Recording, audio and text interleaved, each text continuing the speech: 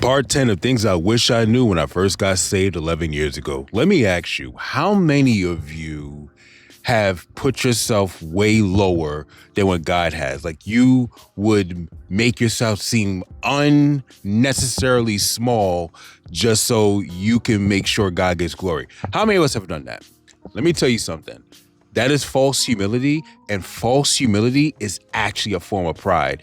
I know. We like the scripture that says that you should not think of yourself, more highly than you should, right? Let's actually say what that scripture says, because that's Romans 12:3, actually. And Romans 12:3 actually says, "For I say, though through the grace given unto me, to every man that is among you, not to think of himself more highly than he ought to think, but to think soberly, according to as God has dealt to every man according to every measure of faith." That's what it says. So you got to go right before that, because right before that it says, "And be not conformed to this world, but be transformed by the renewing of your mind, so that you may prove that good, acceptable, and perfect will of God."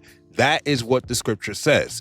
So if you're going to say, don't think of yourself more highly than you ought to think, you cannot leave out not being conformed to this world. And if it's the pattern of this world to put yourself way lower than you should, then you are going against what the scripture said previously. So this whole idea of being falsely humble and making yourself unnecessarily small just so you could try to look better in front of everybody else for God, it's not at all humble. It's actually very prideful, because what you're really saying is, I don't want to show God's true glory to everybody. I don't want to show what the infinite God can do through me fully at all. I don't want any partaker in this. Even though the scriptures say that we labor with him, I don't want to show that.